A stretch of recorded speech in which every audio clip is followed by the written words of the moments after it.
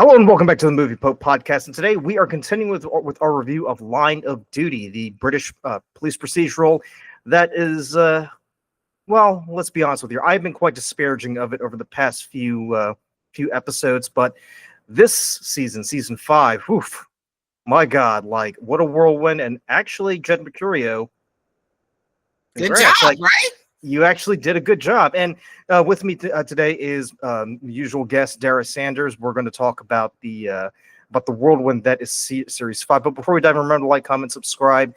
We're slowly growing our channel, and we're looking to grow, add more people to our group. So if you can, please hit that like and subscribe button. It always helps. And as always, thanks for tuning in, and let's dive in. So, Dara, you have rightly called me out in the past for saying I have disparaged, Line of Duty, and rightly so. And to be fair, my criticisms I feel like were justified because there were a lot of elements that kind of made me scratch my head. But I do not. But I will go on record to say I do not, and I will never disparage people who love the series. I mean, if you love it, that's great. You do what you do.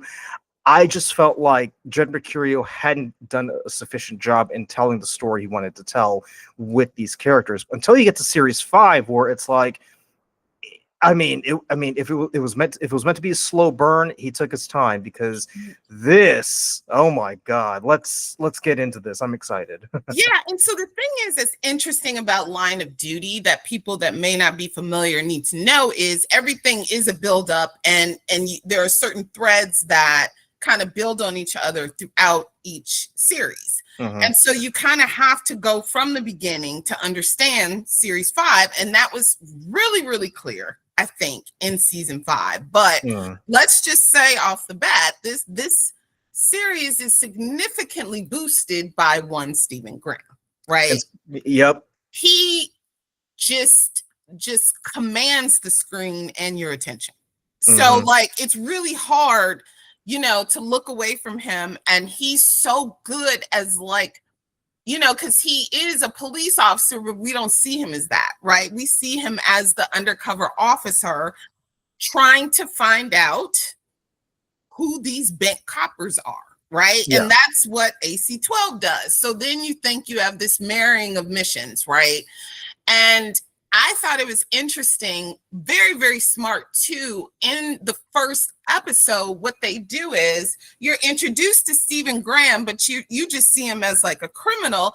And there's this talk about an undercover police officer, and Jed does this kind of trick where you're just not sure. You keep hearing about a woman. So is it the woman that's the cop, or is it, and the reveal when you find out who the actual undercover police officer was, made it a fantastic just first episode off the bat. Well, just for context, because episode 1 kicks off with an ambush, because the police convoy they're transport.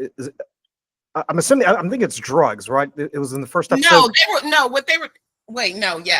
Yeah, that one was it was drugs. They were called, I think, RD-380. That was the one that they were transporting, the RD-380. Yes. Right. So as they're transporting the drugs for disposal, they get ambushed, and Lisa McQueen, the lady that you're referring to, she's ordered to shoot Cafferty, but she decides, I'm not going to do it. So she just wounds her and gets away. So right off the bat, you're thinking, okay, so she's probably UOC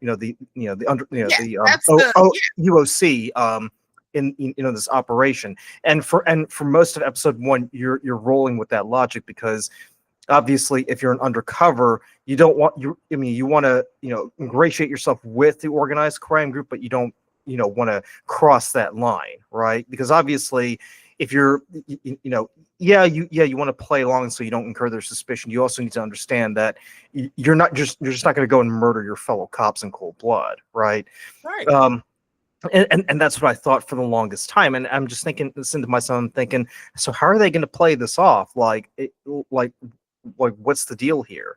So so I feel like in this particular episode, AC-12, they're doing their usual. They're investigating, corrupt crime and everything. And obviously, this ambush, catches their attention. They have to investigate it. 3 cops were dead, right? I mean, right. So like that they're right in it, right? Right.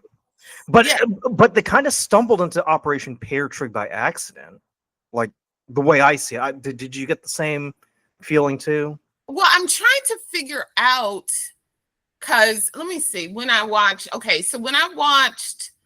like towards the end, no, that's not what happened. Because they're investigating the ambush, and then They're investigating the ambush, they and then go and interview that Cafferty. cop lady. Yeah. No, not Cafferty. The other one. She's like, the lady with the short hair. They interview her, and she stonewalls them. Right. So they have to go to the DCC to get permission to kind of dig a little bit deeper into Pear Tree, because at that point they're not in the loop about what is actually going on. All they see is an ambush, and several million pounds worth of drugs have Okay, gone missing. I remember. So like the whole thing was that RD 380 is back on the markets, and so they trace this to an organized crime gang. That's how they know that's who's responsible for it. But they get stonewalled at some point trying to figure out who might be connected and part of the gang, I thought, right? Yeah, exactly. And so then they're like, what's going on? And I think they tried maybe 2 times. And then finally on the 3rd time, they finally found out who the officer was, because, the description of McQueen, the biracial woman, they were expecting to see her, and then who they see is John Corbett, Stephen Gray. Yeah. Right. Yeah. And Corbett, really, he has no qualms in ingratiating himself in the gang. Like when he plays the bit, he goes all in. So he's the one who actually encourages McQueen to actually shoot Cafferty and get the hell out of Dodge. Right. So when you see the reveal, you're like, wait, like, this is getting a little bit weird now, because because Corbett has, he's done the unthinkable, in the eyes of the police. He murdered his fellow cops, and now AC-12 has a responsibility to bring him in because he's crossed that line. But what I just find so interesting, because at first I was a little bit, I'm just assuming it's a cat and mouse game. They're going after Corbett because now it's no longer, of them trying to, recover the drugs and find out like what's going on here. They not only do they want to know what's going on with Operation Pear Tree, but they're making, and I think Hastings, really has a more personal mission to kind of bring him in to answer for his crimes, because yeah. But it was interesting because, one of the things that John Corbett does is kind of investigate them, right? So he starts looking into them, and he sees DCI's Steve Arnott's history and like what he does, right? And so they start meeting like off book, and he doesn't tell anyone else in the unit about it. And so like that to me was kind of interesting to kind of get an idea of what Corbett's real purpose was, like what he was trying to do, and his frustration in not being able to do it. Because he was at that point, you learn deep cover, right? Like he had no contact within 3 months, and we start learning throughout, I think episode 2 and 3, we learned from like one of his old supervisors that he kind of knew who he was trying to get, this H person, but that was not what his boss wanted him to do. She wanted him to get the low level people. And so that was kind of telling in itself, right? So was the implication, so he goes dark, for 3 months. So was the implication, was it that the reason why he went dark was because, he was supposed to be in there for like maybe like a few months, but he kind of overstayed his, I guess you could say overstayed his welcome, and he kind of went off and and was doing his own thing as opposed to staying on mission. Right, like he definitely went off mission, and I felt like he thought, okay, I'm getting close, right? He's there long enough to where you can see he starts to kind of take the lead, even though it's kind of, as we talked about, kind of hard to do in one of these gangs. Like, there's no true leader, but they seem to follow him, right? And so I think that this whole mission, we're going to get these petty criminals and stuff, he was just like, no, I'm getting too close. I'm getting close enough where he starts to get these he starts to get in on these conversations with the leader, and he wants to know who that person is. And that's like his mission, I think. And that's why he reaches out to Steve Arnott. And he says, look, we can do it. And so we obviously, I don't want to give away what we learn at the end of the episode, but that I think is his literal mission. Right. And so yeah. So Hastings, so Arnott and Corbett kind of developed this working relationship where they're kind of like, well, I don't really trust you, but you're I guess I have to because I've got no one else to do it. And he even says, it's hard, doing this alone because he couldn't talk to a supervisor. He couldn't really talk to anybody else. And the fact that he's talking to someone from AC-12 is kind of a risk, which I thought was pretty ballsy of him too, because I thought so too, because kind of what you're doing is if you let him in on it, Arnott is the type that's going to, and ultimately does, reveal some of these raids that are coming up, right? Like, so Corbett informs Arnott, hey, we're going to do this and this and this. And they raid what did they raid? The printing company. The print shop. And then they also scouted out the meeting at the Palisades, that shopping center too. Right. So like all of this stuff, it's just like now Corbett is really putting himself in danger of being exposed, right? Because he really, and that to me is where he kind of, I wouldn't say he kind of goes crazy, but he kind of does, like, because he's completely frustrated at where he's at. He's in too deep, and how is he going to get out? And that's really the struggle as the series, the episodes continue, and you're just like, there's no going back now. Like well, he murdered 3 cops, so you kind of have to wonder, like, where does he go from here? Well, to me, it was when he personally murdered. Well, because he didn't murder the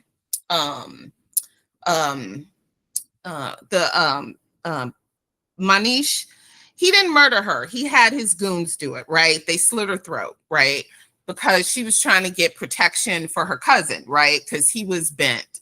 So, but he shot Hargraves, who eventually died. I mean, he did that himself. And when he realized that Hargraves died, that was just for him like, oh boy, I'm done. I mean, he realized it. I mean, I think at that point he realized he was done. And I think at that point, he was acting completely recklessly. And that's ultimately what led to him being exposed as a rat. I do want to go back to what you mentioned earlier about Bindra, because if you recall from the last season, Bindra was pretty much responsible for ACC Hilton kind of getting the drop on AC-12. And when we last saw her, she was going away on maternity leave, and a part of me was just thinking, so are they gonna ever like call her out, or are they gonna go after her, or what? Right. I will say this, like, I was glad to see, like, in that first episode, they put the drop in her and they said, look, we know what you did and this is unacceptable and you're out.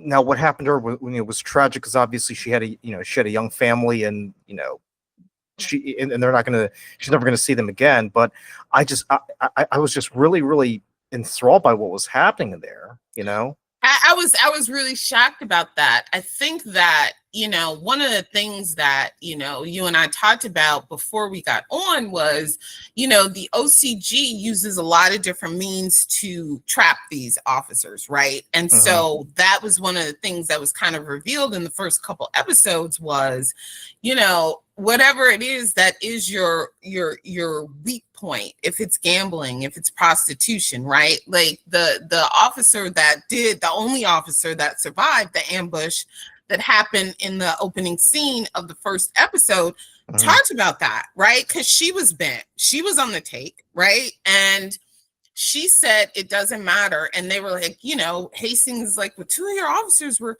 killed. She's like, they were on the take too. Like, whatever it is, that's how they get you, And so, the thing with Manish's cousin, Malhotra, was gambling, right? For him, it was gambling, right? And so at that point, it was family over everything. And so she's like, because I think she saw him in prison. Remember, he had the sling. So she was like, oh boy, they beat you up. Yeah. Right? Because as we know, the OCG has spies everywhere, even in prison, naturally. And so she's like, let me go to them to get protection. And so unfortunately for her, she had a case of conscience, her conscience hit her, and she's like, okay, I'm going to help AC-12, right? And that's what got her killed. She was wearing the wire. Was it a wire? It was a wire, or it was like, I think it was like a bug. Yeah, it was a bugging device on the phone, and they found out. And a part of me was just like, man, this is amateur stuff. Like you should know much better than that, because they're not. I mean, because what we've seen over the past few seasons is that the OCG, like, they may be brutal, but they're not stupid. Like, no, they're not stupid. Yeah, they can read the room pretty, and in some cases they can read the room much better than the officers can. So with Caffrey, from AC-12's perspective, they kind of find a bit weird that she survived, whereas all the other officers were killed, right? And so when they do that sting operation and they come to find out that she's been on the take, I initially thought she was being set up. I had no idea, like, they were actually paying her until they did the interview, and they're like, oh, okay, never mind. Like, I was wrong. Like, she actually is bent, and she wasn't just some innocent person who just happened to be in the wrong place at the wrong time, And that's the wild thing that I thought this particular season exposed is so many police officers.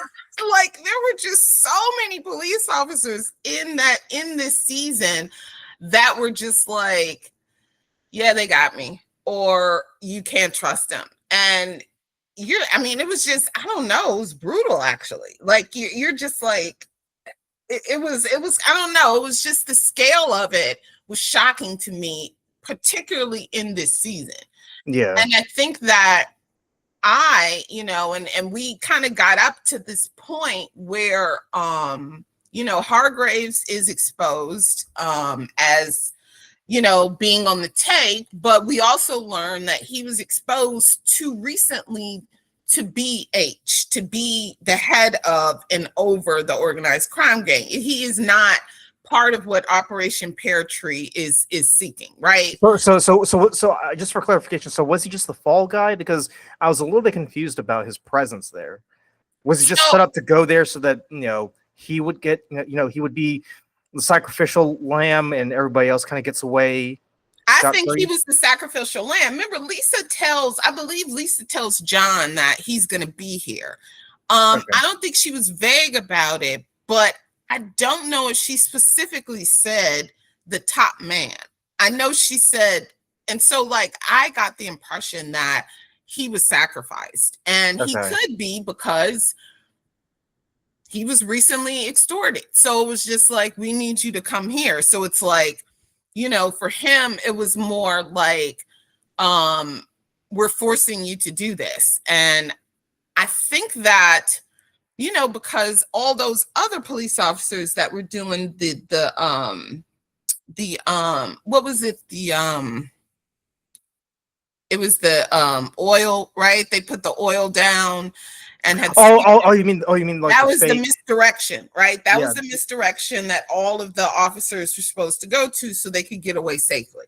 So, like, the OCG has all of this stuff planned out so well. Mm-hmm. And it's, it was so clear to me in that time, especially because in this particular season, we could kind of see them work from their perspective and not as, someone that's being, like, hunted, right? Like, we can kind of see how they operate and what they do. And and obviously what they need is the help of, security guards, police officers. Like, you need all of that. You need them on the take for all of these heists to work. Like, so yeah, like, it was, I don't know, it was kind of, it was that to me was wild. But at some point then, Luca, I think that there was a belief, or John didn't believe he was the head person, because there was still the other meeting at the mall where there was a belief that the top man was going to be there. And he was like a lieutenant, really. Yeah. So like that was when that was supposed to happen, was my understanding.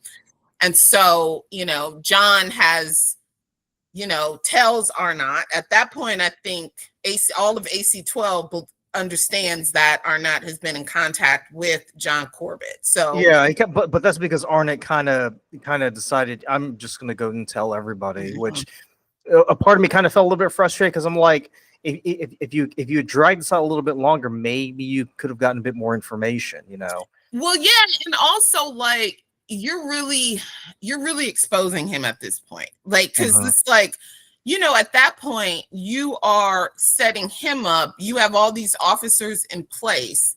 Like, you didn't even do like a small scale like operation. Like, they had a bunch of people in place, and at that point is when we learn that Lisa McQueen realizes, okay, well, me and John were the only people that knew about this. Right. So, and she's like, I'm not the one who said anything. And I didn't say anything. So John's a rat. And that's how they knew. And then they set him up using his weakness, which is he didn't like that they did the sex trafficking, the human trafficking thing. Yeah. And then they set him up to that, and then they killed him. So I do want to go back a little bit further, because when Corbett makes contact with Arnott, he reveals something quite shocking. Is, your man Hastings, who you think is as pure as the driven snow, he's not as clean as you think as it is. And the parallel story that we see with Hastings, where he's just going through the grind of undergoing a divorce, and we learn that his home life is a complete mess. We learned that he sold his house and he's staying in a hotel where, by the way, he hasn't really paid his bills in quite a while. And he comes into contact with Moffat, who was he the original guy who sold him on that plan that kind of led to the divorce? Yeah, he was. And then he now comes to him with this second plan that he's going to be able to recoup the money that he lost. And Hastings is like very intrigued, because now he thinks potentially he can get his marriage back, because I think at that point we do learn, I think, after he gets the divorce papers.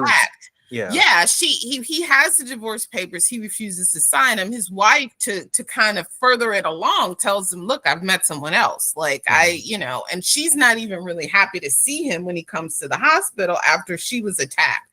She was like almost pushing him out of the room, I thought, but there are little things that happen that Jed does such a good job, I think, throughout the episodes, throughout the series, I should say, to plant in the viewer's mind that maybe Hastings is bit. Like, it's like, maybe Corbett does have a point. Maybe Corbett is kind of right about Hastings, because like we have, we know that the OCG communicates with the head person via computer using, what did they say, multiple VPNs or whatever. Yeah, like text to speech kind of. Yeah, or speech to text. I should say. Hastings disposes. He basically just goes to a computer disposal place and I'm like, well, that's okay. That's interesting. It's like you're not helping yourself. You're really not helping yourself here.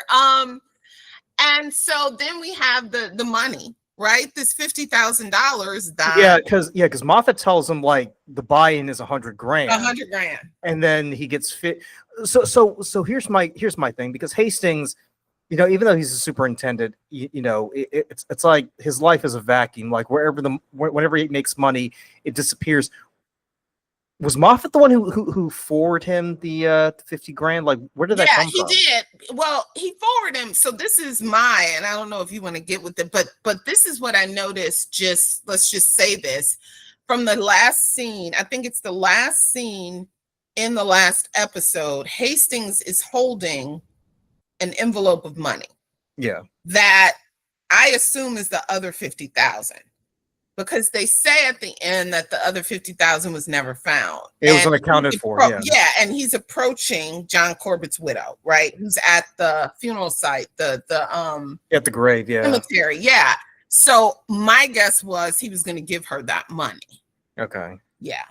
So yeah, because throughout the first 3 episodes, Corbett pretty much kind of he kind of like just he almost like beats Arnott over the head figuratively by saying, the guy who you think is who you think is good, Hastings, he's in on it. He's the one who's calling all the shots. And as as the story progresses, as we see what happens with the Eastgate, and I do want to squat on the Eastgate event for just a bit, because yes, you mentioned the ambush earlier, and who comes on the APB but Hastings to say, yeah, that's where you go when it's what did he call it? He used a specific term, it was a term phrase, I guess, that is, I think it's preservation of life. Yes, preservation of life, right? Yeah. So if there's this ambush of police officers, that's the more important call. And I could imagine that if you're a police officer, whatever your orders are, there is an order of who you say first and what calls take priority over others. I mean, I can definitely understand that. So in that sense, a heist of some literal, jewelry items or whatever that are going to be fenced, like that doesn't take precedent over some officers potentially losing their life. I mean, that's understandable, but it was curious, right? It was curious. It was very curious. And now they have to catch up to try and get them as they're getting away. Right. And they don't. And that's what I find so suspicious, because because Hastings is very adamant that no, you got to go and help these officers. They were ambushed, and like you alluded to earlier, it turns out it was all a setup from the get-go. So then you begin to wonder, well, did Hastings really know that this ambush was all fake? Like, what the hell's going on here? And then there's the part where Corbett, and this is, I think, the last time AC-12 has any interaction with Corbett, right? Because he's on the street, and Hastings, I believe, was in a car. Arnott was on the street, and didn't Hastings authorize them to shoot Corbett? Yeah, he used lethal force. I think it said like Fahrenheit something. Yeah. And so like that was just like that seems harsh. Like it was, and he was very insistent too. Very insistent. And so that to me was interesting. And then he goes and at that point we know Corbett has died. AC-12 does not know. And then Hastings makes the unusual move of going into the club to request a meeting with Corbett, essentially. Well, before we go into that, I want to back up a little bit, because there are 2 things that I definitely want to go over in Hastings' storyline. So the first one is they managed to crack the code on how to I guess infiltrate or hack the yes, that was computer network. Yes, I forgot about that part. Yes. So here's the thing. So the IT people, the tech people, are basically they basically say, well, here are the pre-selections of responses that we reasonably think H or whoever the head person is giving in these interactions, right? Yes. And so they're when they do their first interaction with them, they're when Hastings when Corbett says something, they look at the chart, like there literally is a chart there, and I'm like, okay, someone boil a pot of coffee. We're gonna be here for quite a while. Hastings is like, oh, what the hell's going on? I'll take over. And there's it's like a fish to water kind of situation, and I'm like, Hastings seems pretty comfortable in this whole thing. Like, what's the dealio? And they alluded to this later on in episode 6 when they do the inquiry about the spelling of definitely. Yes. But the way that Hastings is going about, because it's one thing to just sit behind a computer and just type out random stuff, right, and just say whatever you want. It's almost as if Hastings understands the mindset of whoever H is, because he's giving responses that to Corbett and McQueen that sounds pretty logical, right? Now some of the requests may be a bit strange, but it's not too off base. Yeah, but I will say at the same time, I didn't see that as that strong of evidence, in my opinion. The only reason I say that is because I didn't feel like the interactions with this quote unquote H person were substantive enough. Anyway, It was minute, but as we said earlier, I mean, Hastings does these little things that kind of snowball into it something adds bigger. up. No, Right. totally. Yeah, it was small. Okay, I'll give you that it adds up. And then of course, I think the other part too, I think that you want to point out, was the recording, right? With the wife. Well, I mean, we'll also keep in mind too, because when Corbett gets really, really frustrated, I think it was episode 3, he gets really, really frustrated. He goes and visits Roy Sheen at her new place, and he pretends to be Steve Arnott. And I love the fact that Roy Sheen even says, "Wait a minute, like, didn't I meet with you once?" And he's like, "Oh yeah, but it was quite a long time ago."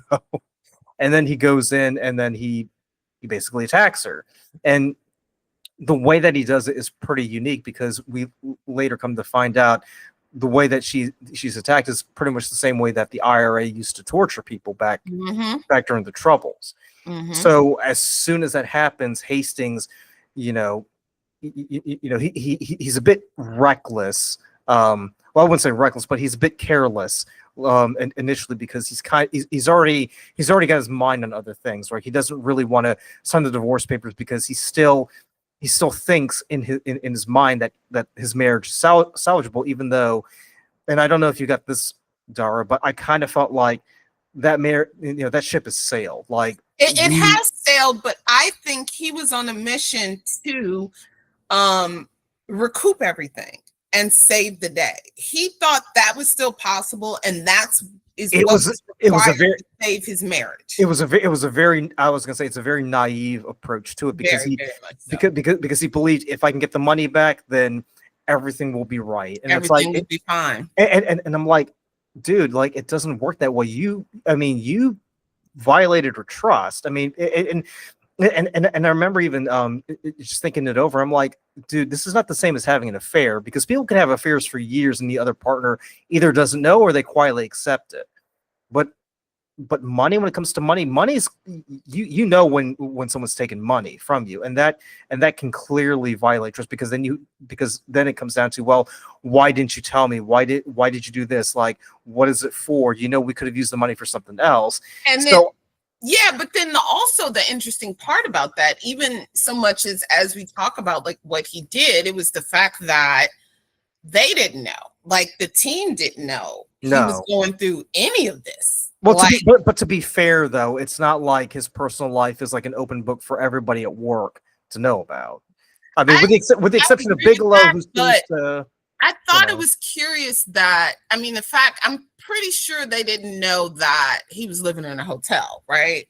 That to me was kind of interesting, like, because it's almost like one of those things, like when you try and reach someone, like, especially for their type of job, like, usually where they are, like where they're at or where they live. You know what I mean? Like for that, to me, was kind of interesting. The marriage part is extremely personal. I think that's something you kind of want to go through, because DCI Fleming, is she DCS or DCI now? She's inspector, right? So she's DCI Fleming.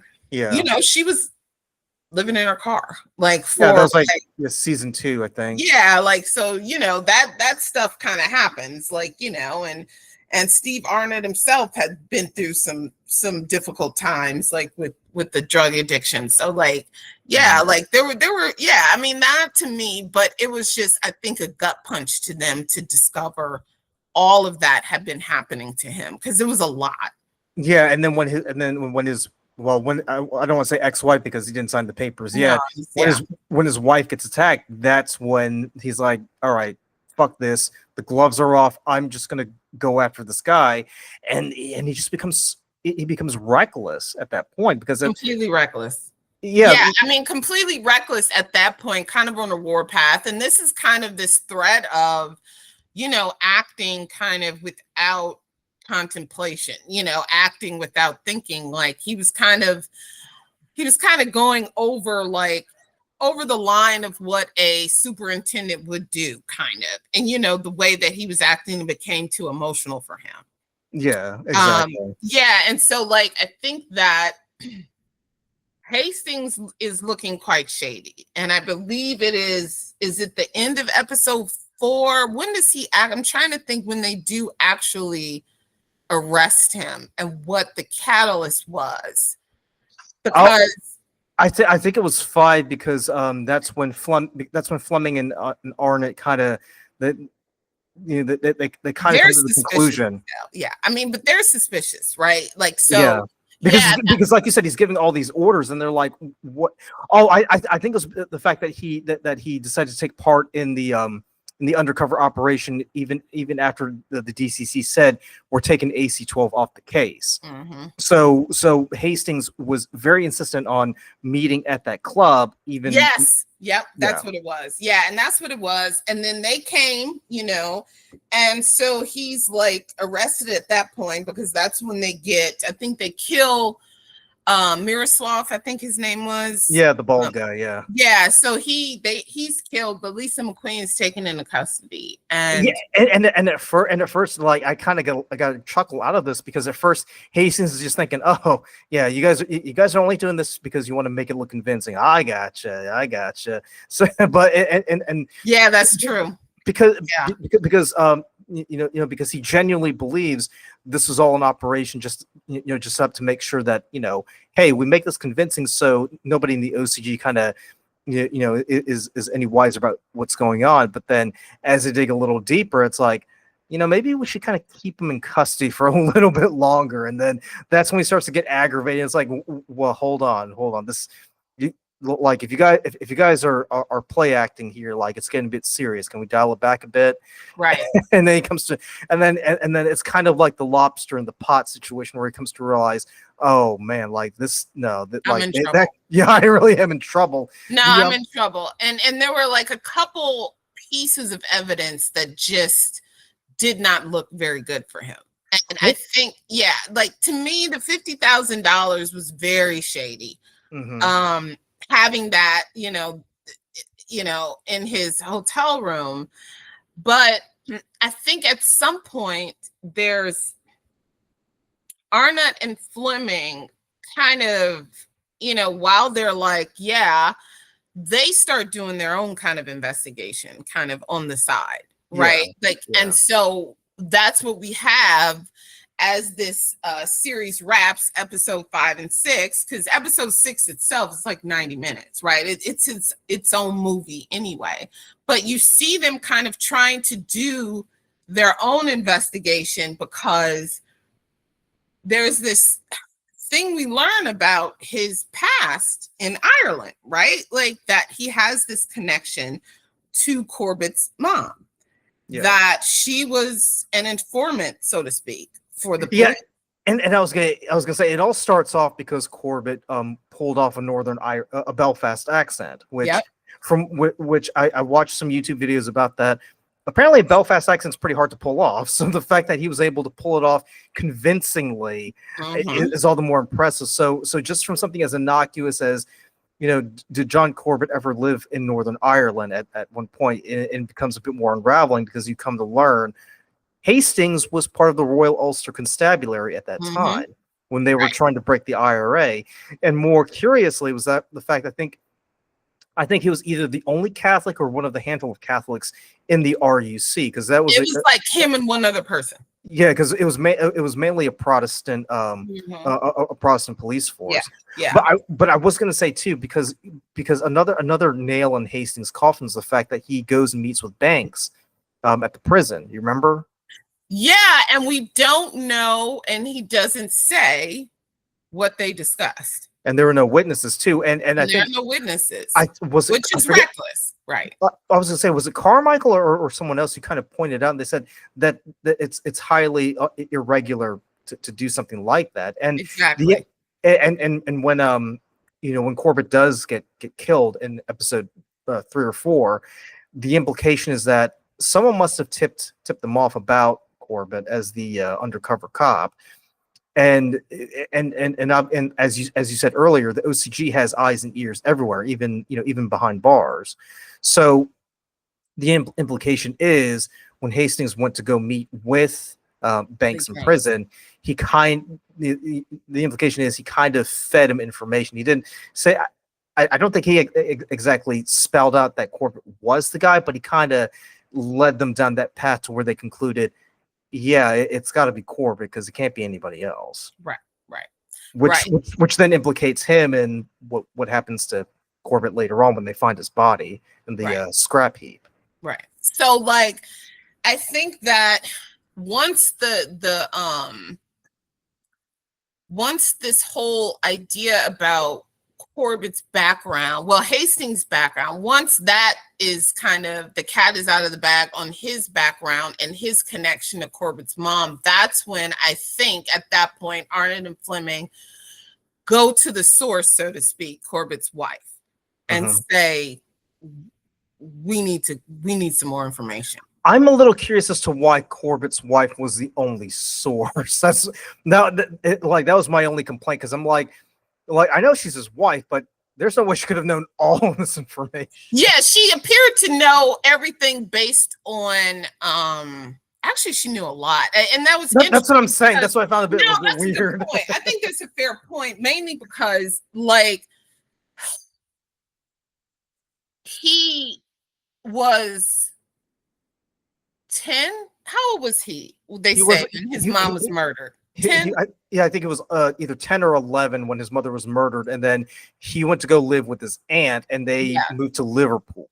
And then he was adopted, though, or did the aunt adopt him? They adopted him afterwards. Okay, So he went to go live with his aunt. They adopted him, and then they moved to Liverpool, which is why he spoke in the Scouse accent most of the time. But what's interesting to me, and this is kind of an aside, but I remember listening to an interview with an actress, Marianne Jean-Baptiste. Actually, she has 2 daughters, right? One is older than the other, and she moved to LA when they were still kind of young. But she said there's a point where the accent attaches. So like one daughter has a British accent and the other one doesn't, which I thought was kind of interesting. And I don't know how that applies. You know what I mean? I don't know how that applies. It's kind of like the Nolan brothers. But I thought about that. Like if he was there until 10, I would have imagined it would have attached. But that's neither here nor there. But that's an interesting point because if you're young enough, right? If you move from one country to another, if you move from, because obviously if you're like in your 20s and you move, you're not going to lose your accent. No, of course not. But at that age, you're young and impressionable. You kind of shift your accent to kind of sound more acceptable to wherever you're living. It's kind of like with kids, because because a good example is Kenneth Branagh, right? He was originally from Belfast, and when he was growing up, he spoke with a Belfast accent. But they moved to England because he got teased a lot. He ended up switching his accent. So obviously, whenever you see an interview with Kenneth Branagh, he's always talking in RP, right? He's not talking in the Belfast accent like you would expect, even though he was born and raised in Northern Ireland for that is interesting. The early part of his youth, that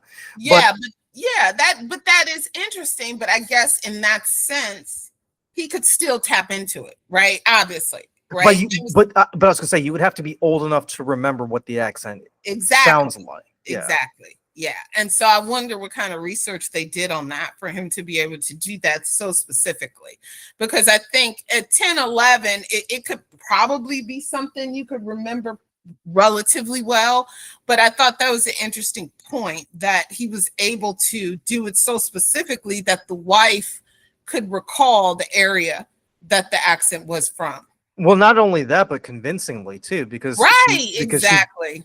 Because she was like, he sounds just like the way we talk back home, in that accent. But But I do want to ask you about the Banks incident. Do you really think that Hastings was responsible for Corbett getting killed, or do you think McQueen was smart enough to figure out on her own what was going on? Because I was a bit conflicted about that. Well, okay, so we know what she told Arnott and Fleming because they were very curious about that. What I thought was interesting was that she knew that was not, when I felt like he was in danger much early on because she was, there were, I don't know even how to say it. It was almost like a sense she had that something was off. There were certain actions he did that were off, I think she thought. And I think the big one was the sex trafficking thing. I think that might have been like the giveaway right there. And so, but then when they went to see the kid that lived across the street from the printing company, right? So they were able to, because they thought he was going to do a video, but he took pictures, right? So he took pictures and they were looking through it. And that was curious, I think, to them that it got raided and John Corbett was able to save some stuff like he knew it was coming. Yeah, and that was was a good point. the first time she thought, well, that's odd, but I think she might have just kind of shaken it off, like maybe I'm being paranoid, but that was not the only time. I think there were 2 other times, I believe, but ultimately she says we have a rat. And so that to me, and this is what, maybe an episode or 2 before he dies, so that to me kind of put me on notice that they're being hyper aware of who says what to each other. So at that point, because this meeting with the top people was kept within a smaller circle of knowledge. Yeah, because Banks would have no way of knowing. Yeah, right. Because the more people know, the more it creates a bigger opportunity that they're going to tell somebody, and now you can't weed out who that rat is. And so I think at that point, once they felt like, okay, we potentially have a rat, we're going to find them. And that's when they kept the discourse around certain things to a tighter and tighter circle. So my follow-up question, is do you think, if had Banks kind of gotten the word back to McQueen, it's not so much that he's presenting new information, it's more of, I'm confirming what your suspicions are already are, right? Potentially, yeah, because like your belief is that, because we learn later Hastings, committed like a process foul essentially, and he was reprimanded for it. But ultimately, whatever he did, when he went to see Banks, we don't know specifically what was said. We can guess, right? Like we can infer potentially. I think he was trying to find out. I think he was trying to find out who the head person was. I think, not necessarily about Corbett, even though he was had become kind of obsessed with him. But so do you think it might have been a bit more accidental on Hastings's part then? It might have been, yeah. Okay. Yeah. Which tracks, because Hastings was, by that point, he was starting to get a bit more reckless in his. He was completely approach. reckless, emotional, and acting completely with emotion. And so, like, the as we get to that last episode, at that point, you're just like, well, God, they got you dead to rights. Like, what's going on? And at the same time, we have Arnott and Fleming trying to kind of discover some additional backstory on this, because they go and visit his old major who was in charge of putting him on the mission of Operation Pear Tree. But they're trying to find out what was the genesis of this operation. What was the point? How did he get assigned to the unit? So that's why him specifically? Why him specifically? So that's kind of like they're kind of trying to dig a bit deeper. Meanwhile, we have Hastings being interrogated. So that to me was kind of interesting, because you kind of had that those two kind of happening in parallel. And now you're kind of wondering, okay, did we rush to judgment on Hastings, right? Like, because now they're investigating. And of course, because we know how Line of Duty goes, like there's going to be some big reveal, right? I mean, there's something big reveal is going to happen. So you're just like, okay, now we're just waiting. What is this about? And so, like, what Jed likes to do is he's, you'll see like the initial question, you won't see the answer as they continue to gather evidence together. And then you're just like, oh boy, what did they find out? Right. And then, and the other interesting thing, but this happens, I think does this happen once Hastings is cleared? But what I thought was fascinating, what did you think when they were looking at that video of Dot, when he was, I forget how many times he was shot at that point, and Fleming is over him trying to get some information out of him.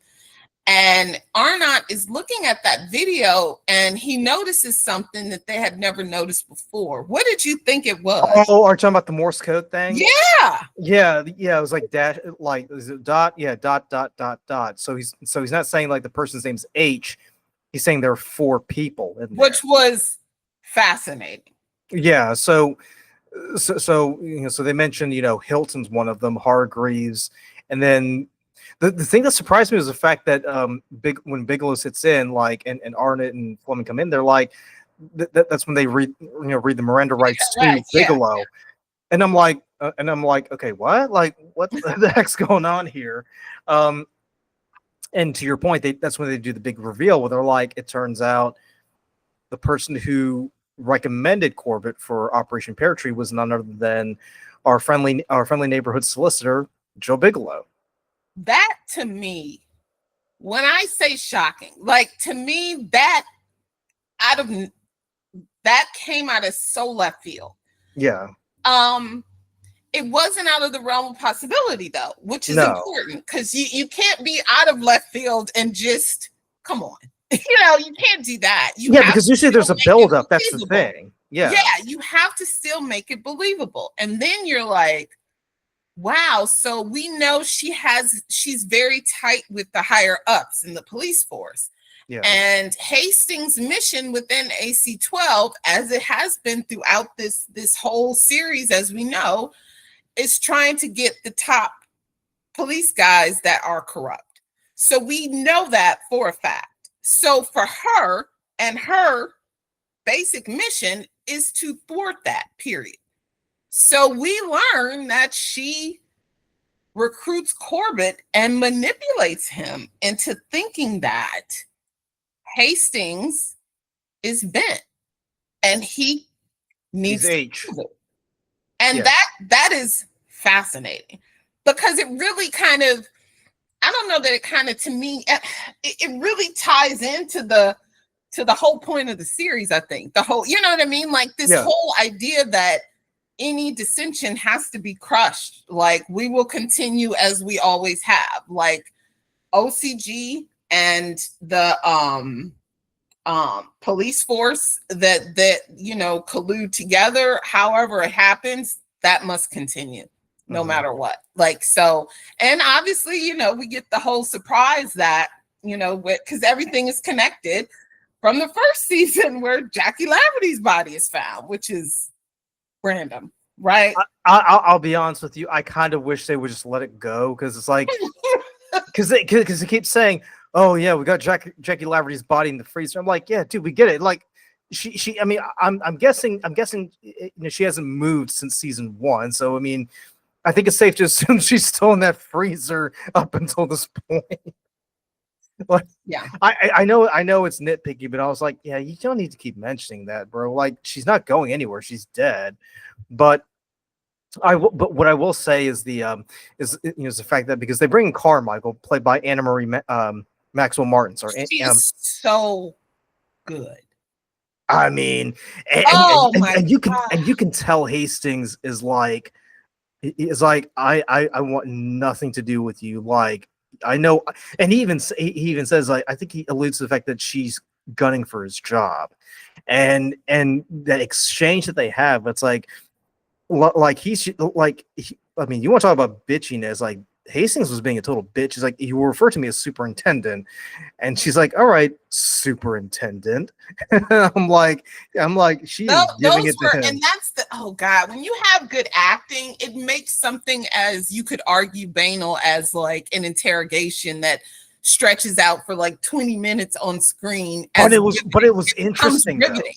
Huh? It was interesting though, because That's what I'm saying. because in previous interrogations, I've gone through the motion because I'm like, I'm just waiting for the big reveal. Right. Here it's like this is a genuine power play because we don't know, because we up until that point we don't know if Hastings is finally done for, and Carmichael basically becomes a new leader of AC-12. So it's like, so you kind of have to wonder, like, how far is Carmichael going to push, and just how resistant is Hastings going to be in order to save his bacon, right? Because in his mind he still thinks he's got a chance, but and so like he's completely defensive, and you're just like, come on, give it up, and then it's that back and forth, and you're just like, and I'm just like wondering to myself, like, where is this going? Like, what is happening here? Because we know something is going to happen, because we know Fleming and Arnott are looking into something. So we know something big and shiny is happening over here. So like, like that's what made it kind of the whole episode, the last episode was riveting, because of that. Yeah. I mean, because think about it, because we've already saw in episode one where we thought Binger was going to get away with it, and then she ends up getting dismissed. So you kind of have to wonder, like, is Hastings going to get the axe too? Like, is he going to go quietly to the sunset? And then Carmichael takes over. Like, you really don't know. No, you don't, because like there was a point, I think it was either season 2 or 3. Right, where they were investigating the child sex crimes, right, that happened at that home. Yeah. And Hastings gives that weird handshake to the guy that was eventually prosecuted, right? Because they were both Masons, right? Yeah. So Arnott and Fleming kind of felt like he's not going to push this because he has his sights on higher office, right? Like that's right. And I think Helton even alluded to that at one point too. Yeah. And so like, especially early on, I you got the impression of Hastings as like, I know we're trying to go after bank cops, but we kind of want to stop at like sergeant, like it was like this idea that we don't want to go too deep into this and go for the big kahunas, right? Like that was the feeling. Yeah. Well, also too, because Hastings comes, especially in episodes 5 and 6, he kind of, he's giving off this impression that, I made you people, so I expect you to be loyal to me. It's kind of like the Nixon White House, where everybody, you're not loyal to the country, you're loyal to the man. Yeah. So so when he does get arrested, and when he does get interrogated, and he sees Arnott and Fleming, he's not too pleased, because he's upset the fact that they called him out and they put him in this position. And I was gonna say there's a really funny exchange when they're in the hotel, because remember, like he just he spends the night at AC-12. He said he wanted to have a shower and then change his clothes. Yeah, so he like walks out and goes back to the hotel. And then like there's a detective there to stop him, and he's like, well, I'm still superintendent, so officer, step aside and let me in. And I'm like, bro, like, you cannot read the room, can you? Like, you are so suckered by the office that you're in. You think that just because you're a superintendent, everybody has to step aside and offer deference, when really that's not the case at all. But let's be honest, when it comes to everybody else, like, he's just plays on their well, you're a police officer. There can be no failings, no moral failings, and you didn't do this and you didn't that. Like, whenever he's so indignant throughout this series, whenever he's interrogating these police officers, if they do something, like, that's why it was, for a moment, very delicious when Lindsay Denton brought up, remember, his financial indiscretions. Remember when she was interviewing him, you know, and that was, honestly, that was kind of, that made for very good TV. Because, you know, to be honest, he's a little too indignant sometimes. Like, it can be annoying. But keep in mind too, because we mentioned this when we did our review of series 4, he showed that same indignant to the other detectives, so much so that he quits AC-12 and joins the serious crime unit. Yeah. And at that time, you and I both took issue with the fact that here is an honest cop who's trying to do the right thing, but whatever he does, he can't put his foot right. Yeah. So it's not like something that is just we're seeing for the very first time. We've seen patterns of behavior like this in the past. This pattern with him. I mean, we totally have. I mean, completely. So that to me is kind of fascinating, you know, because I mean, that's how he is. And you know, even with Arnott, when he ultimately told Hastings, I've been meeting with Corbett, like, oh my God, Hastings was so upset, right? Until he was just like, tell me, what is it? What is it? What do you know? I am your superior. You tell me right now, you know, this whole thing. It's and the thing too, because we've already mentioned this before, but I feel the need to say it again. You know, he kind of behaves in such a way that is very reckless. I mean, first with his, you know, he lets his indiscretions get the better of him, and then he ends up doing something as stupid as accepting 50 grand in cash, and then taking his laptop to be disposed, and going to visit a criminal without any witnesses up until that point. And then you're like, you start to wonder, like, just how reckless and stupid is this man? Because like, really, like, it's so fascinating to me. Like, is that why you act like that at your job? Like, you know, like, because, like, you know, even and I'm trying to think, when he first encountered Bigelow, you know, he was at that point, was he separated? But I thought they were separated. Did he have an affair previously? Well, I mean, barring the affair he had with Corbett's mom back in the 80s, I think it was more of like an emotional relationship, really, than anything else. Okay. Although I will say, I think it was like episode 4, either 3 or 4, where he takes her back to the hotel. Like, they almost get to that point, but then I wasn't sure. Like, you know, that's what I wasn't sure. Because remember, she says, I need to go to the bathroom to freshen up a little bit, right? Yeah. I'm not sure if she like stuck around or what. But well, we know why now, right? We know why she went there. Well, we know about the bathroom, but what I'm saying is, I don't know if she actually stuck around after she accomplished her mission. Right. That's true. To have a little play after work, as they say, you know. Yeah, but I do remember in another season them going out to dinner, but I can't remember if anything more transpired. I think it was just the dinner, because because I think he says, you know, I still love my wife, and Bigelow points out, well, technically you guys are separated. Yeah. Okay. Yeah. Which I mean, I'm not for or against it either way, but I figured if you're separate from your wife and your wife is telling you, I've already met someone, I've moved on with my life, you kind of have to wonder if Hastings probably should, you know, read the room and figure out, well, I might as well get on with my life too, you know.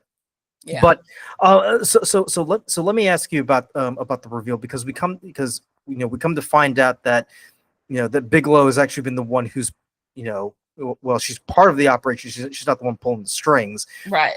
But we also come to find out that the officers on Carmichael's team, they're not exactly as clean as she thought they were. Which was wild, right? Because it was such a setup to me, because when they show her, and it's always somehow related to the bathroom in movies and TVs, it always happens like that, I feel like. But when she was in a bathroom, because we know at that point, you know, we know she has tried to negotiate her exit, right? And Arnott and Fleming tried to make sure that she was not able to do that. Yeah. So, but they still need to escort her out. she makes a stop at the bathroom, and that's by itself extremely ominous, right? Like, come on, like that's just a setup waiting to happen. Don't forget, because when Arnett and Fleming return to AC-12, they notice the place is unusually quiet. Right. Yeah, and they're like, wait a second. Yeah, like, exactly. What the hell? Yeah, exactly. Yeah. So, like, I mean, they're on to this at this point, but that was interesting. And then when the cop on Carmichael's team that was sitting next to her after she had the other woman yanked. The ginger. Yeah, the ginger. Yeah, girl. yeah. I forget her name, is like literally trying to kill Bigelow and like stabs her in the hand. And oh my God, like shocked at the reflex on that woman. You know, did you not cringe when you saw the knife? Oh, that was horrid. Oh my gosh, that was horrid. And then she's able to scream out help, and they were close enough to come, and Arnott shoots that cop. And I thought that was interesting. And then, of course, the comment by the, I think she's the chief over all of the police units, right? Because the DCC, yeah. So Carmichael made a comment, and she says, I wouldn't go too far considering what happened, what we just discovered about one of your officers, glass houses. Yeah. So I thought that was interesting. But yeah, that was. Because the two officers in front of the interrogation room, they were in on the whole thing. Also, remember, because and when they had that standoff, I'm like Arnett, I appreciate your bravery, but come on, dude, like look what they're carrying, bro. Now, how do you feel about this practice line of duty has of doing the kind of credits at the end that are like I don't know how you describe them. It's almost like, I don't know. Actually, I don't even know what it's called, but we know it's fictitious, but they kind of give the audience this idea of what has happened to all of the players, right? So we hear that Lisa McQueen, right, goes into witness protection. She gets a new identity, and she ends up lecturing teens about a life of crime, right? How do you feel about his practice of doing that after every season? If each season was a self-contained story arc, if it was like American Horror Story, right? Because each season is its own season. If they did it like that, I would be okay with it. But since he's going with the idea of of each season as a thread that kind of connects to the next one, right? I feel like it's unnecessary, because if you're trying to keep up the level of suspense, maybe not having that in there would be beneficial, because at least that way, it retains the mystery of what could possibly happen. Are we going to see Bigelow ever again? Do we think Lisa McQueen is going to show up, in another season, or what have you? I'm assuming Pilkington's gonna play a much bigger role in season 6, because he's in the police academy at that point. Well, I mean, that's definite foreshadowing, right? Like, there's no way he's not. You show him being in the police academy, right? Like, the fact that we see that and we know that he was accepted after the interview, right? And he talks about his mom, all this. I mean, to me, it's like there's no way he's not. Like, that would be, I would be shocked, right, if he wasn't. Yeah. But but I feel like if you're gonna do a show where like the story arcs or the threads from the past season kind of play factor into the next season, maybe you shouldn't have that in there, because by having that resolution, it kind of sets the expectation that, okay, well, those story elements are done, then we don't need to worry about it. But then but then you kind of see it pop up again, and you're like, well, wait a second, like what's going on here? Because I thought it got resolved in the last season, so why are we seeing elements of it kind of show up here again? What's interesting to me, what's interesting to me about Pilkington as well. I would imagine this is the first time you have someone who actually grew up within the OCG. Yeah. And is able to now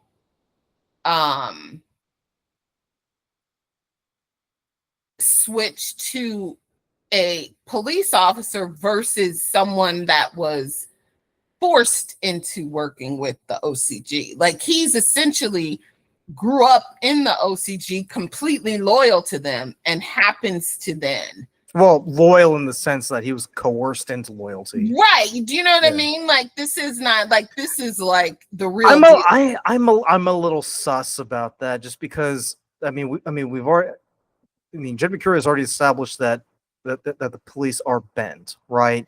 So it's not too far fetched to believe, if you're able to take cops and kind of blackmail them, who's to say that they're not going to start putting their own guys in uniform and kind of, I guess, reinforcing their hold on the police. You know what I mean? Right. But it's like one of the things I think about as I watch, because I've seen this series, the whole series before, but one of the things I think about is it's hard for me not to believe that it's ultimately the OCG in charge, Right. versus the whoever is high up, the whoever police officer. It's hard for me, but in this series, you get the impression that their strings are being pulled by some higher force in the police academy, which I find fascinating, because that doesn't make, I don't know, does that make sense to you? It kind of does, but at the same time, you got to keep in mind, like, for every bent cop out there, there's also an honest cop, right? So my thing is that even if the higher ups are bent, you still have the underlings who are loyal and honest, and they're going to do the right thing. Like Arnott and Fleming, they're going out of their way to conduct investigations that eventually exonerate Hastings. But at the same time, I'm also thinking, the higher ups, they know that they can't just clamp down and demand ultimate loyalty 100% from their underlings. So it would stand to reason that they would start taking people who they've kind of reared or groomed from the beginning, kind of plant them into the force to kind of reinforce it.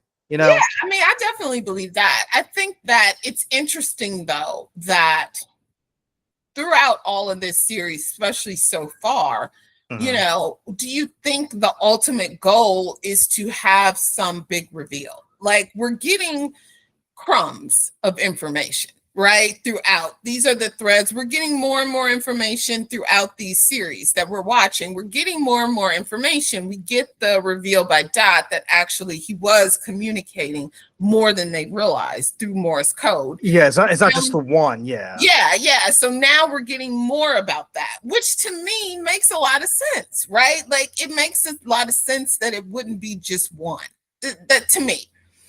And so, like, I'm very curious about the ultimate goal here. Like, what's the end game here? Is it to have the reveal and showdown? Because I don't think that's a payoff I want, personally. Yeah. I don't think that's really what I want, because it's hard. I don't know. They've been successful at it for so long at this point. It'd be hard to think that. Well, let me ask you this, because from what I understand, it sounds like what they've been doing for the past 5 seasons is eliminating, like, each member of H. So if it's like a group of 4, I'm assuming they've already taken out, like, well, the cat. Let's include the caddy in this, right? Because the caddy is kind of an important person as well. All right. So so the caddy and the I guess members of this secret cabal. So I'm thinking, and feel free to either confirm or deny it, but I'm thinking once you get to series 6, their confrontation is going to be with the last man standing in H. Interesting. Do you think maybe that's where they're going? That person might be.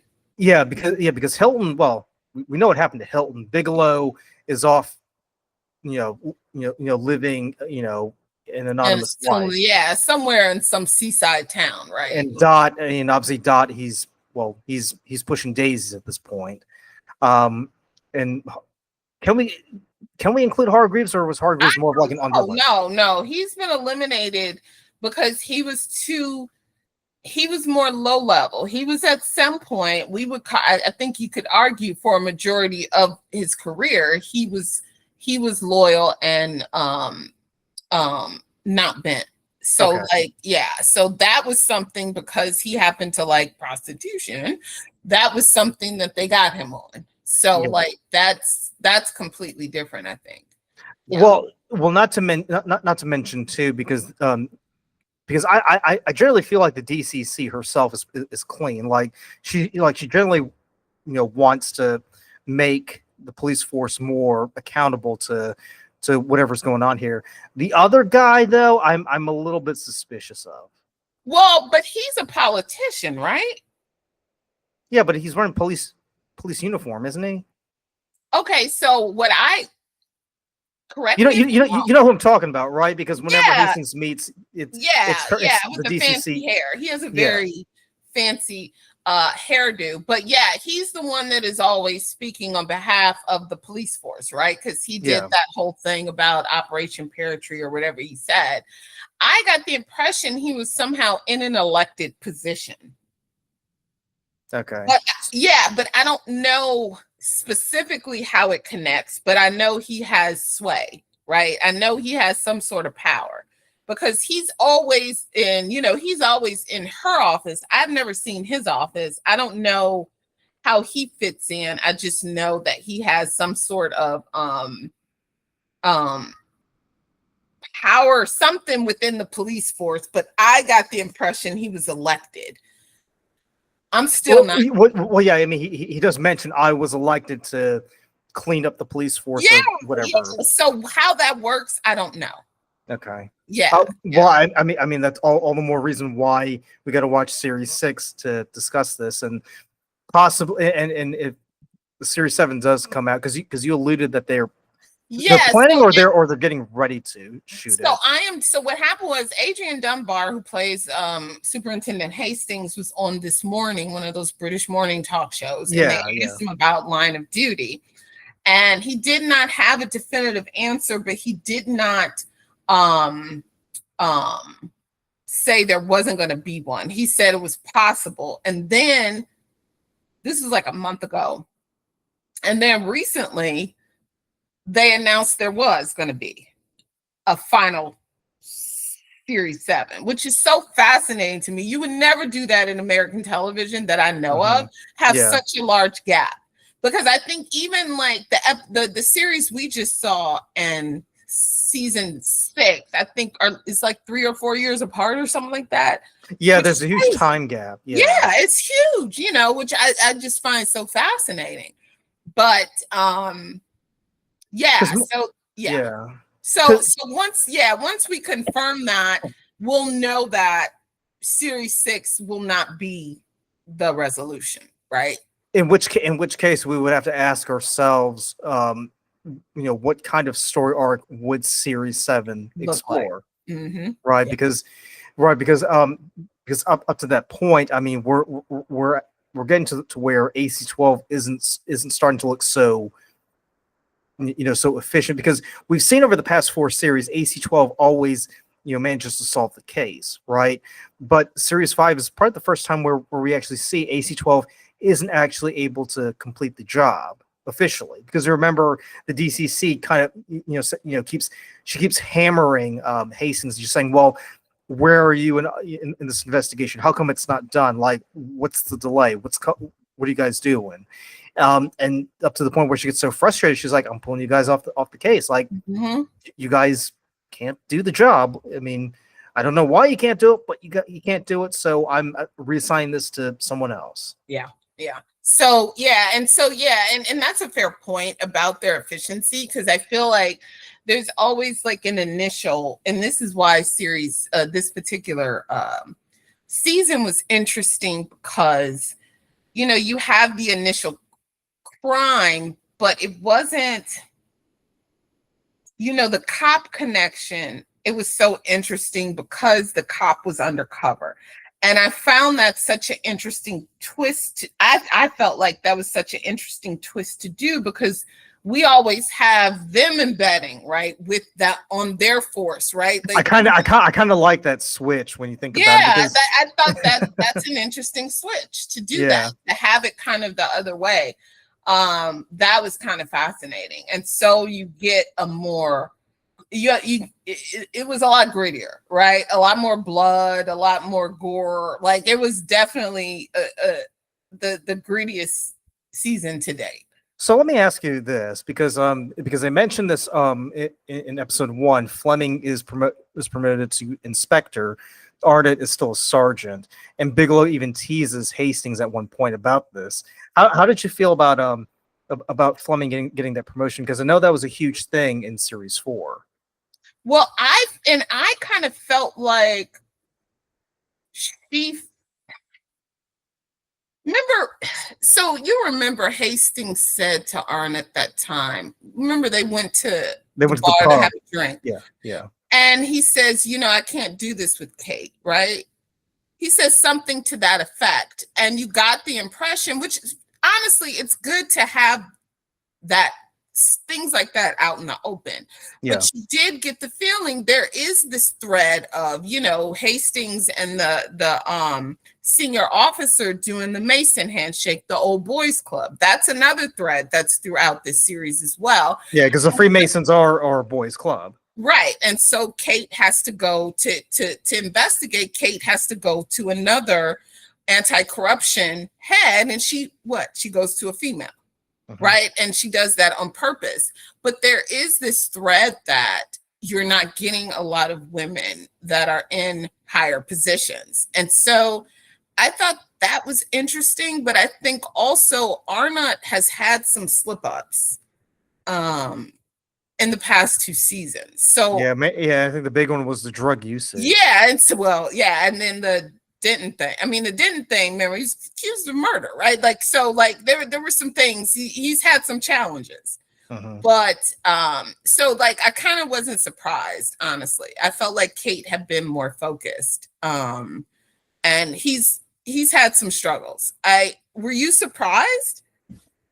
I mean, honestly, I wasn't too surprised, because if you think about it, when you look at Arnott and Fleming puts herself out there more, in the line of duty more than Arnott, because Arnott totally, and she's had that role, right? Like, she's had that role to do that and buddy up and try and win the trust of some of these bent officers, so to speak. So I don't know that I was shocked. And then she talked about taking, what was that early on in the series? She talked about taking the sergeant exam. Yeah. So that you kind of knew that, she was trying to get ahead, So no, not surprising. I will say this though, and this may sound a bit shallow. I'm actually glad that Jed Mercurio did not include any references to bodily fluids. I know it's a silly thing to say, but that was one of my main gripes over the past few seasons, where there's either poop or people are spitting and things. Oh my God, that one scene. Oh my God, there was too much. I felt all revolved around the toilet. I was like, what is happening?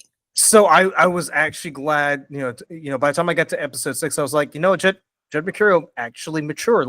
He's actually decided that, hey, maybe poop jokes aren't funny anymore. So I got to give him credit for that. Although I will say, if you're doing something that's high octane and plot driven, I don't really care to know what's going on with Fleming's personal life. Really?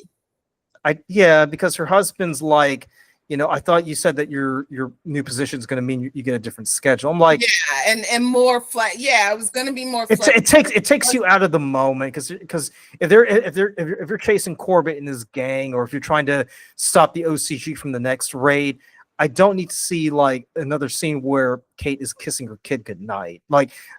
That sounds cold of me, and I'm sorry, but at the same time, it's I think they've already introduced it to show when they were having problems in their personal lives. So I think it's just a continuation of what they have done. Yeah. I think in that sense, I think that's what they were doing. Because we see that shot, right, of Arnott. He had that, on the counter, there was all these bottles, right? All these bottles of liquor. Right. And then he's taking whatever, from his persistent back problem. So I think, and to me, it's a way to see how is it affecting their work, or potentially affecting their work. So I mean, but if you think about it, they were able to solve the case either way. So it's really affected them. I know that's true, but I feel like that's kind of a way to show their vulnerability. And well, I was gonna say, if you think about it, like the impediment has really come from Hastings, really, because I feel like Arnott and Fleming, they've been able to do their job spectacularly, and I think really the only impediment, the only person who's kneecapping them isn't, from the higher up, but it's from from their sergeant, the gaffer, or as they call him, the guy who so weird, who they've known for years and years. I will say this. I hope Hastings is gone by Series 6, because at this point he's become a liability. I don't know how you can claw your way back. And they even said he got a final written warning, but he was allowed to return to AC-12, which a part of me kind of made me scratch my head. I'm like, bro, maybe you should have just taken that retirement. Like, I know you think Bigelow was joking, but I think she said that in all seriousness, because I don't know where you go from here. Yeah, and I don't know that. Obviously, any anti-corruption unit is not going to be liked, right? Just like people don't like internal affairs in the U.S. So, like, yeah. I mean, it could potentially just be that, he isn't well liked, and I would totally believe that as well. And that would make sense to me, because I'm sure the other crime units, maybe they seem to get along with serious crime, the one that was headed at one time, by Hargraves, but they seem to get along with them, but only because of the connection Arnott has with one of the Sam, officers. Yeah. So, I don't know that they're well liked anyway.